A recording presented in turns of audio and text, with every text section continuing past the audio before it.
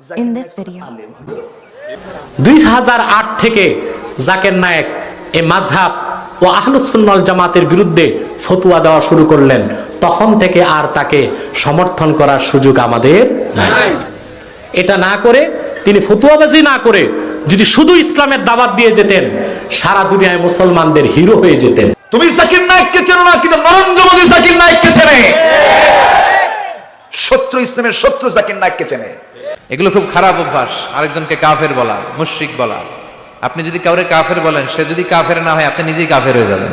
ভারতের বুকে ডক্টর জাকির নায়েক কি সুন্দর করে বলে, কথার মধ্যে কোনো উত্তাপ নাই, গাল নাই, গর্জন নাই, তর্জন নাই, কোনো গ্ল্যামার ছাড়া, কোনো বিজ্ঞাপন ছাড়া একটা টেলিভিশন চলে একটা ব্যক্তি দিয়া, যার দর্শক সংখ্যা কোটি। হ্যালো এভরিওয়ান, আসসালামু আলাইকুম। আমি কলকাতার মেয়ে সৌমিয়া, আবারও চলে এলাম কিন্তু একদম নির্দিষ্ট সময়ে নতুন চ্যানেলে নতুন ভিডিও নিয়ে। আর আজকের ভিডিওটা কিন্তু সত্যি গুরুত্বপূর্ণ।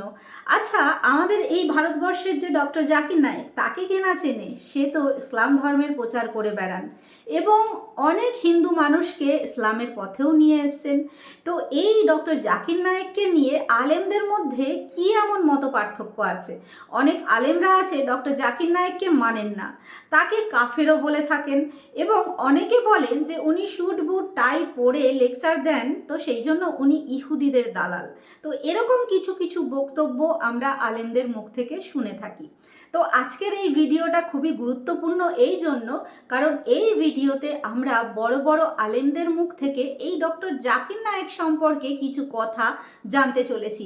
আর ডক্টর জাকির নায়েক কিন্তু আমাদের ভারতবর্ষের একজন সুপার হিরো ছিলেন।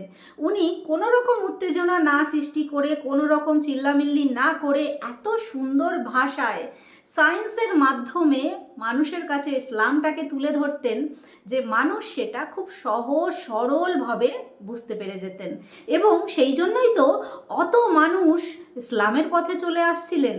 তো যাই হোক, সেই বিষয়টা আমি নয় এখন বলা বন্ধ করি। এখন যে বিষয়ে আমরা জানবো, যে আলেমদের মুখ থেকে ডক্টর জাকির নায়েক সম্পর্কে কিছু কথা আমরা জানবো এই ভিডিওতে। তো আশা করছি আমার প্রিয় ভাই বোনেরা, আমার ভাইরা, আমার গুরুজনেরা, আপনাদের এই ভিডিওটা অনেক ভালো লাগবে। একটু মনোযোগ সহকারে দেখুন, পুরো ভিডিওটা দেখবেন, একটি লাইক করবেন আর কমেন্ট করবেন, ঠিক আছে? তাহলে চলুন শুরু করি, কারণ আমি যদি কথা বলতে থাকি আমার কথা তো শেষ হবে না, সেই জন্য ভিডিওটা শুরু করি, চলুন। মক্কা মদিনা সহ অন্যান্য আরব দেশগুলো ডক্টর জাকির নায়েকের গুণগান গাচ্ছে এবং বিভিন্ন ধরনের পুরস্কার দিয়েছেন। কিন্তু আমাদের দেশের কিছু হুজুররা বলেন ডক্টর জাকির নায়েক টাই পরে তাকে ইহুদিদের দালাল বলছে। এটা কি ঠিক? এই প্রশ্ন অনেক ওল্ড, এটা আপডেট প্রশ্ন না। কারণ হলো আমাদের দেশের হুজুরদেরও ম্যাক্সিমাম এখন ডক্টর জাকির নায়েককে সমর্থন করে।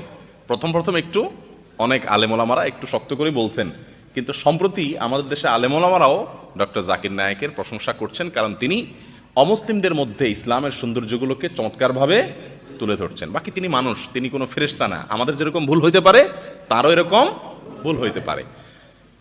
এদেশে বা এই পৃথিবীতে কত হাজার কত লক্ষ ডাক্তার আছে, উনি কিন্তু ডাক্তার পেশাগতভাবে একজন চিকিৎসকরা শুধু চিকিৎসাই করে, কিন্তু কোরআন হাদিস পড়ে, বাইবেল, গীতা, বিভিন্ন ধর্মের বই পুস্তক পড়ে ইসলাম ধর্মকে শ্রেষ্ঠ ধর্ম প্রমাণ করার জন্য একজন ডাক্তারই সবচেয়ে বেশি অগ্রগামী হয়ে গেছেন, তিনি হলেন ডাক্তার জাকির নায়েক। একটা ভালো কাজে আগায় গেছে, তাকে বাহবা দেওয়া উচিত, নাকি আরো পিছিয়ে টেনে দেওয়া উচিত? একটা ভালো কাজ করলে তাকে আরো বাহবা দেওয়া উচিত না? তার মাধ্যমে শত শত হিন্দু মুসলমান হয়েছে, শত শত খ্রিস্টান মুসলমান হয়েছে। আমি ব্যক্তিগতভাবে দুবাইতে গিয়েছি তার দাওয়াতে, তাকে পাশে থেকে দেখেছি, তার সঙ্গে কথা বলেছি ঘন্টাকে ঘন্টা ধরে। তার মতো বিনয়ী মানুষ, বিনম্র মানুষ, আলেমদেরকে অনেক শ্রদ্ধা করেন। বাকি ওই যে বললাম, মানুষ, কেউ আমরা ভুলের ঊর্ধ্বে। শুরুর দিকে তিনি কিছু কথার মধ্যে ওনার ভুল হতো, যেগুলো পরবর্তীতে তিনি সংশোধন করছেন, ওলামাদের পরামর্শ নিয়েছেন। এই জন্য সমালোচনা তো করাই যেতে পারে, কিন্তু সমালোচনা করতে করতে আমরা অনেকে ইয়াহুদিদের দালাল বানাই দিই। এটা যে কত জঘন্য অপরাধ! একজন মুসলমানকে আপনি ইয়াহুদিদের দালাল বলা, এটা কবিরা গুনাহ। কিন্তু কবিরা গুনাহ অনেক হুজুররাও আমরা করতেছি। আল্লাহ তাআলা আমাদেরকে বোঝার তৌফিক দান করুন। টাই পরার যে বিষয়টা, ওনাকে সরাসরি আমরা জিজ্ঞাসা করছি টাই পরার বিষয়ে দুবাইতে। উনি বললেন যে আমি মক্কার ইমামদেরকে জিজ্ঞাসা করেছি, ওনাদের সাথে আমার সম্পর্ক আছে, শেখ সুদাইস, অন্যান্য বড় বড় আলেমদেরকে জিজ্ঞাসা করেছি। ওনারা বলেছেন যে এটা পড়া সরাসরি হারাম নিষেধ এরকম বলার কোনো সুযোগ নেই। আমরা অনেকে মনে করি এটা খ্রিস্টানদের তাই এটা খ্রিস্টানদের মার্কা। জাকির নায়েক সাহেব বললেন যে এখনো পর্যন্ত আমি এটা নিয়ে প্রচুর পড়াশোনা করছি, খ্রিস্টানদের ধর্মের কোনো নিদর্শন বহন করে টাই এরকম কিছু আমি এখনো পর্যন্ত পাই নাই। তবে হ্যাঁ, আমরা অবশ্যই বলবো মুত্তাকি পরহেজগার নেককাররা যে ধরনের পোশাক পরে সে ধরনের পোশাক পরাটাই ভালো। জাকির নায়েকের নাম শুনেছেন আপনারা? উনি লোকটা কোন দেশে? বলেন কোন দেশে? ভারতে। সেখানে কোন জাতি বেশি, হিন্দু না মুসলমান? হিন্দু। আর উনি কি? মুসলমান। বাড়ি কোথায়? ভারতে, ইন্ডিয়াতে। আচ্ছা, মুম্বাই বাড়ি। এখন আছেন কোথায়? এর আগে ছিলেন কোথায়? সৌদি আরব। এর আগে ছিলেন কোথায়? এই যে ঘোরাফেরা হচ্ছে এগুলো কি? মানে এগুলো কি? তাহলে এই আয়াতটা ওনার সাথে কি যায় না? মানে এই আয়াতটা কি ওনার সাথে যায় না? ইন্নাল্লাযীনা আমানু ওয়াল্লাযীনা হাজারু, যারা হিজরত করেছে। আমার নবী কি হিজরত করেন নাই? সাহাবীরা হিজরত করেন নাই? আমার দেশে সহ বিশ্বের অনেক দেশে, যেরকম ইউসুফ আল কারজাভি, পৃথিবীর 1 নম্বর আলেম তিনি, যার বয়স 100 প্লাস। ইউসুফ আল কারজাভি, মিশরের ডক্টর ইউসুফ আল কারজাভি এখন প্রেজেন্ট ওয়ার্ল্ডের টপ ক্লাস, ফার্স্ট ক্লাস নিয়ে একজন আলেম তিনি। আচ্ছা, ওই লোকটার বাড়ি হলো মিশর। পড়ে আছে হলো কোথায়? পড়ে আছে মনে হয় মিডল ইস্টের কোন একটা দেশে, কুয়েত কি কাতারে মনে হয় পড়ে আছেন তিনি। তার কাতারে, হ্যাঁ হ্যাঁ, কাতারে তিনি পড়ে আছেন। আচ্ছা, তাহলে মানুষ হলেন মিশরে, পড়ে আছেন কোথায়? তাহলে ইন্নাল্লাযীনা আমানু ওয়াল্লাযীনা হাজারু, যারা হিজরত করেছে। তাহলে হিজরতের পুরস্কার আছে না নাই? আসতে বলবেন না, আছে না নাই? আমার দেশের কিছু কাঠমোল্লা বলে জাকির নায়েক কোন আলেম হলো? আছে না এরকম? আছে। তুমি কোন কসু? তুমি যে জাকির নায়েককে আলেম বলো না, তুমি কি করেছো? তুমি জাকির নায়েককে চেনো না, কিন্তু নরেন্দ্র মোদী জাকির নায়েককে চেনে। শত্রু ইসলামের শত্রু জাকির নায়েককে চেনে। আর তুমি মুসলমান, তুমি আলেম পরিচয় দাও, তুমি আল জাকির নায়েককে চেনো না। আফসোস, দুঃখে বুক ফেটে যায় আমাদের মাঝে মাঝে। নরেন্দ্র মোদী, দমোদর দাস নরেন্দ্র মোদী মাহাথির মোহাম্মদকে বলতেছে, মালয়েশিয়ার মাহাথির, আমাদের জাকির নায়েককে আমাদের দেশে ফেরত দাও। মাহাথির বললেন, তুমি গোটা বিশ্ব পৃথিবীর সবচেয়ে বড় গণতান্ত্রিক রাষ্ট্রের রাষ্ট্রপ্রধান হতে পারো, কিন্তু জাকির নায়েক তোমার সম্পদ নয়। জাকির নায়েক গোটা মুসলিম উম্মার সম্পদ। জাকির নায়েকের সাথে কাবা শরীফের ইমাম ডক্টর আব্দুর রহমান সুদাইসি ঘন্টার পরে ঘন্টা বসে বসে গল্প করে। আর আমার দেশের কিছু কাঠমোল্লা কয়, ও তো আলিমই না, তুমি কোন কসু? জাকির নায়েক এর বিরোধিতা করে, এগুলির কথা কইয়া লাভ নাই। জাকির নায়েক হলো আয়াতুম মিন আয়াতিল্লাহ, এটা আল্লাহর নিদর্শন এই পৃথিবীর বুকে। কারণ তারে আল্লাহ যে কি দিছে, সুবহানাল্লাহ। ওনার স্পেশালিটি কি? মুকারানাতুল আদিয়ান। মুকারানাতুল আদিয়ান ইংরেজিতে বলে কম্পারেটিভ রিলিজিয়ন, মানে ধর্মের তুলনামূলক স্টাডি। এই ক্ষেত্রে তার জুড়ি নাই বর্তমান পৃথিবীতে। এবং তিনি যখন হিন্দু ধর্মের রেফারেন্স দেন, হিন্দুরা হা করে চাপে, কেউ লুকিয়ে দেবে, যারা জানেই না উনি রেফারেন্স দিচ্ছেন তার কত নম্বর শ্লোকে, কোন কিতাবে, কখন বলে দিচ্ছেন। আর পন্ডিতেরা ওনার কাছে বুঝাতে গেছে উপ করিয়া, মনে হয় এরা প্রাইমারি ছাত্র। দেখেন না আপনারা টেলিভিশন, উনি যখন তওরাত থেকে রেফারেন্স দেন, ইনজিল থেকে দেন, একটা থেকে একটা দেন, আমি অবাক হই যে আল্লাহর খাস একটা তার অনুদান তার প্রতি। উনি কিন্তু হালাল হারামের ইমাম না, আমরা যখন ফেকার ইমাম আলেম, উনি সেটা না। উনি হলেন মুকারানাতুল আদিয়ানের, ওনার এটা স্পেশালাইজড। আলহামদুলিল্লাহ। কাজী যারা ওনার পিছনে লাগছে, শামসিকির শামসিকির শামসিকির চিনেন? শামসিকির চিনেন না? সূর্যের ব্যাঙ্গায়, কে ব্যাঙ্গায়? শামসিকিরি। এরা সূর্যের জ্বালায়, চোখের জ্বালায়, দিনের বেলা পারে না। কোথায় থাকে? গর্তের মধ্যে। আপনি জাকির নায়েকের সামনে বসতে কথা বলতে পারবেন? আপনি ফালাফালি করেন, দেখি না কয়টা দিতে পারেন আপনি? তাওরাত থেকে, ইনজিল থেকে একটা একটা করে কোরআনের হাক্কানিয়াত আর বাকি ধর্মগুলির বাতিল এমন ভাবে বাতিল করে ওরা নিজের হাক করে থাকে। আজ পর্যন্ত তার সামনে মোকাবিলা কেউ দাঁড়াতে পারে নাই। এগুলি কয়ে লাভটা কি? হ্যাঁ, তিনি আলে হাদিস, আমাদের প্রচলিত আলে হাদিস, গায়রে মুকাল্লিদ। কোন এক বক্তার নাম এখানে নিয়েছে, এমন এক বক্তা ওরে চিনে না 100% মানুষ, 3% মানুষ বাংলাদেশে চিনে। আমি নাম নিলে তুই জিরো হিরো হবে, তুই চালাকিটা করো কেন? এই বক্তার নাম হিডেন রাখো। এই বক্তা বলেছে জাকির নায়েকের ভুল তিনি খুঁজে পায় না। আচ্ছা, অন্ধ কোনদিন অন্ধকে পথ দেখাতে পারে? কথা বলেন। কানা কানারে পথ দেখাতে পারবে? প্যাস লাগবে না, কথা বলে না। দেখেন না কানারা গীত গায় আর একসাথে চলে, লাঠি একটা সামনে মরে করতে, দেখেন নাই? তো জাকের নায়েক কি ভুল করছে এটা ধরার জন্য তো ওই রকম আলেম লাগবে। জাকের নায়েক তো এই বক্তার মতো যেন তেন লোক না, অনেক পড়াশোনা আছে তার, অনেক পড়াশোনার পরও কিছু ক্ষেত্রে তার ভুল আছে। 2007 সাল পর্যন্ত ডাক্তার জাকের নায়েক কম্পারেটিভ রিলিজিয়ান, তুলনামূলক ধর্মতত্ত্বের উপর কাজ করেছে। অন্য সব ধর্মের অসারতা প্রমাণ করে ইসলামের মহাসত্যতাকে তুলে ধরেছেন। পৃথিবীতে হাজার হাজার মানুষ মুসলমান হয়েছে, কিন্তু 2007 সালের পরে তার এই চ্যানেল চালানো সম্ভব হয় নাই, পিস টিভি। তখন দুবাই ভিত্তিক সালাফি সংস্থা তাকে অফার করলো যে আপনার চ্যানেল চালাতে টাকা লাগবে, সমস্ত টাকা আমরা দিব আপনাকে। তারা প্যাট্রোনাইজ করলো তাকে, আর শর্ত দিল যে আপনি তুলনামূলক ধর্মতত্ত্বের সাথে আমাদের লামাযহাবী মতবাদকে ছড়াবেন।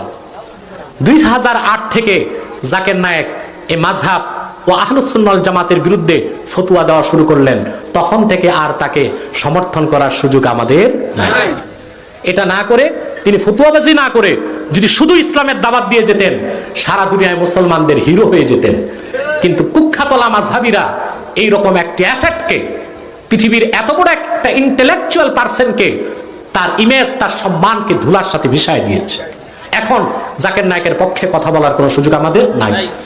সে লামাযহাবীদের উস্কানিতে অনেক বড় বড় ভুল করেছে, মাযহাবকে অস্বীকার করেছে, আমার নূর নবী মুহাম্মদ সাল্লাল্লাহু আলাইহি ওয়াসাল্লামের ওসিলাকে অস্বীকার করেছে, শাফাআতকে অস্বীকার করেছে, নামাজের পর মুনাজাতকে বলেছে একটা ফালতু কাজ।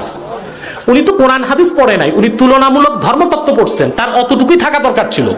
ফতোয়া দেওয়া মুফতির কাজ, ফকিহের কাজ, এই কাজে তার না আসাটাই উচিত ছিল, ঠিক কিনা? প্রশ্ন করেছে জাকির নায়েক সম্পর্কে জানতে চাই। তো বছর ধরে উনি আলোচনা করে, এখনো জানেন না আমরা সম্পর্কে। কিছু কিছু আলেম ডাক্তার জাকির নায়েককে কাফের এবং ইহুদিদের দালাল বলে। মাশাআল্লাহ, এই কিলাকিলি বাংলাদেশ থেকে যাবে না আর।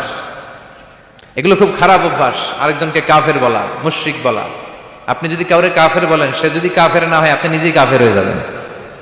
ফতোয়া দেয় তুই কাফের, তুই কাফের, তোর নানা কাফের, তোর পীর সাহেব কাফের।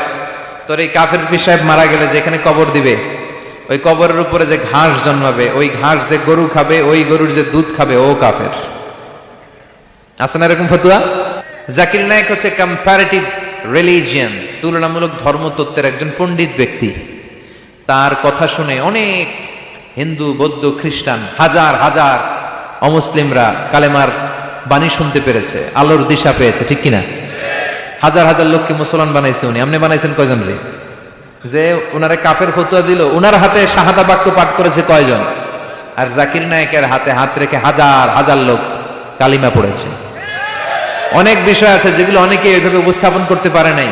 সমসাময়িক বিষয়, কম্পারেটিভ বিষয়, আধুনিক বিষয়, এগুলো উনি কোরআন এবং বিজ্ঞানের আলোকে মানুষের কাছে বুঝিয়েছে। অস্ট্রেলিয়াতে যে, ইংল্যান্ডে যে, আমেরিকাতে যে, আপনি কথা বলতে পারবেন, দাওয়াতি কাজ পৌঁছাতে পারবেন, উনি পারছে।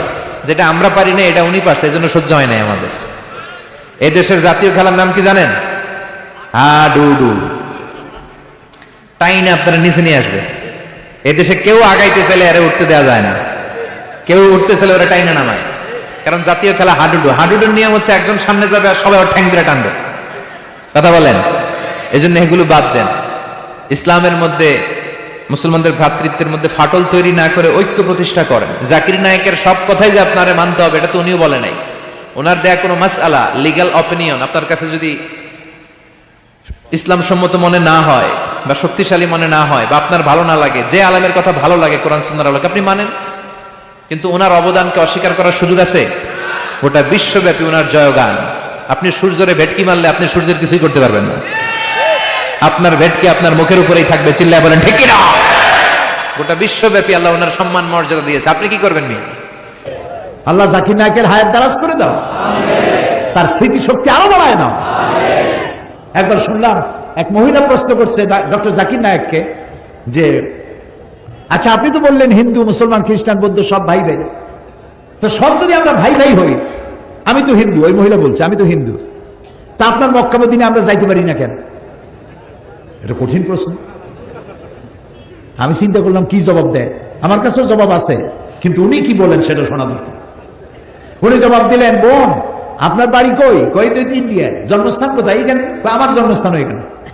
আচ্ছা বোন, আপনি কি জানেন যে ইন্ডিয়ায় এমন এমন জায়গা আছে যেখানে এখানে জন্মগ্রহণ করার পরেও সে জায়গায় আপনি আর আমি যাইতে পারি না? এরকম জায়গার নাম জানেন? কোন এরকম জায়গা থাকবে কেন? আমি ইন্ডিয়ায় জন্মগ্রহণ করেছি, সব জায়গায় যাইতে পারি। উনি বললেন মোটেই না, এখানে এমন এমন জায়গা আছে যেখানে আপনি আমি প্রবেশ করতে পারবো না, তার নাম ক্যান্টনমেন্ট।